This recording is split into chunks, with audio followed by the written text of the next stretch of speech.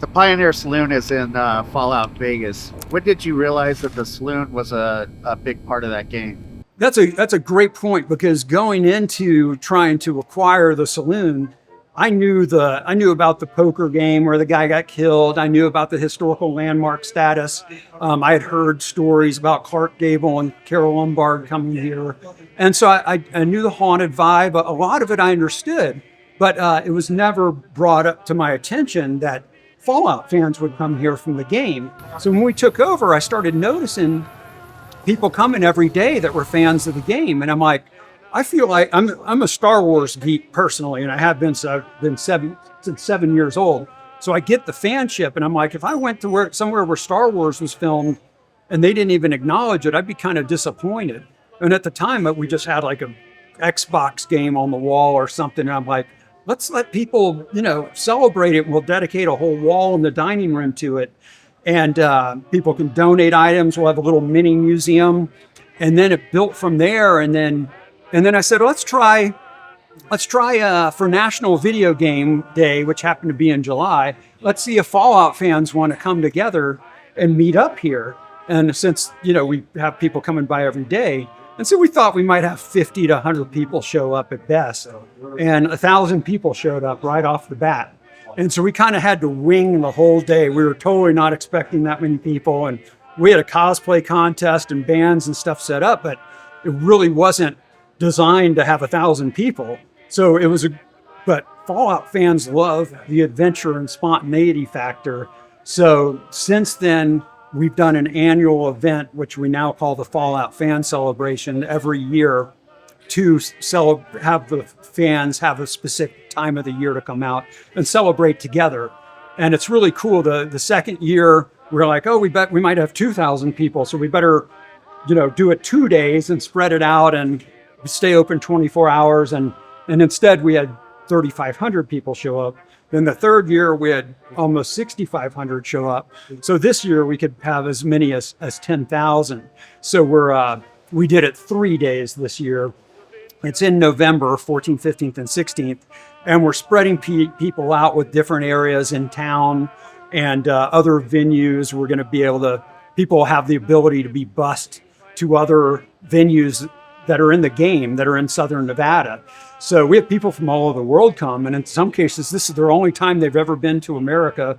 And it's like, hey, I want to hit every spot in Fallout New Vegas. So it's turned into its own beast. And luckily, I had a live events company called Butter Popcorn Entertainment that could tackle that. And so now we have a whole fantastic team. We call them the Fallout Commission or Committee of passionate Fallout fans that help organize the thing every year. So it's turned into its own beast. But it was interesting when I took over, I didn't know that facet of it. In fact, I had never played the video game.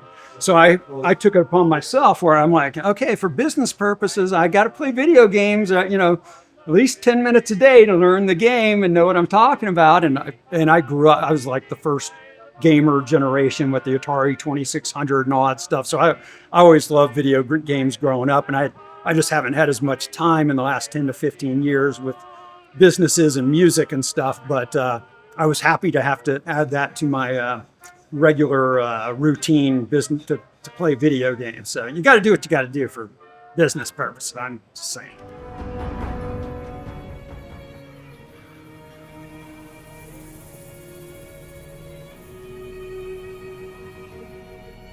Howdy. What can Easy Pete do for you? Two things come to mind. Does it cost anything for that? And where do people stay? The lodging? Thank you for asking that. So the last 3 years, the whole event was free. So the bind that got us into was that we didn't know how many people would show up.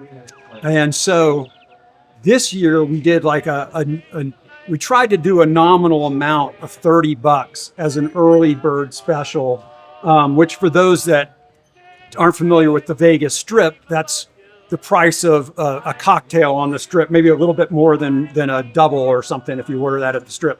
So, and now the ticket price is $45. And what that does is, A, it allows us to know how many people are going to come, but then B, it covers the cost of busing people around because we have a lot of people are staying in Buffalo Bills, which is only about 20 minutes from here. It's the closest hotel, and it's actually in the video game as Bison Steve's. So it fits the vibe, but we want people, if they're staying there, to not necessarily have to worry about driving over here.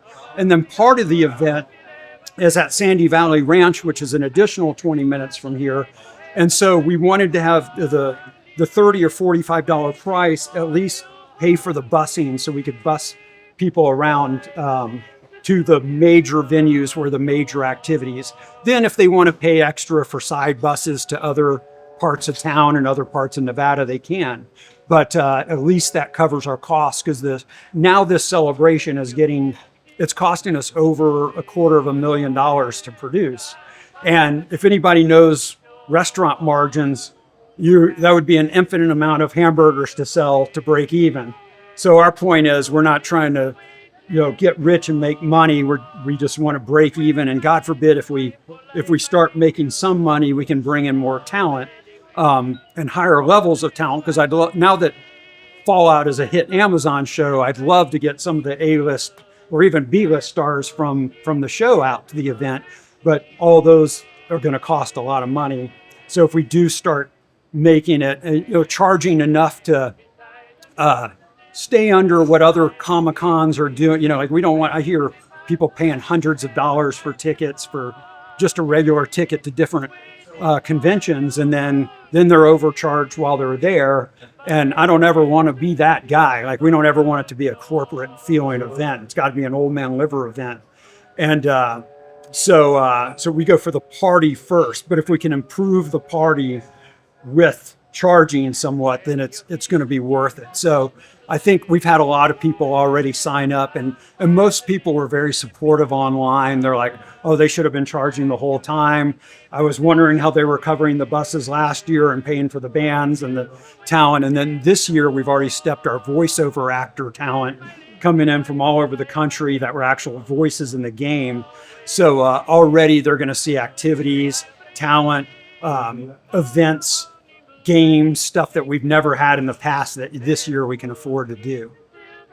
From what I understand, they're filming the second season in Vegas, and they're going to have the old Vegas or the Vegas game a part of the show. So yeah, so they're heading to Vegas, and and I hope we're a part of that at some point.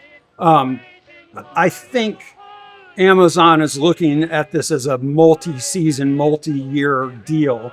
So I get the vibe that they don't want all their Easter eggs to be in the first season or two. So, but I hope at some point we're in there somewhere.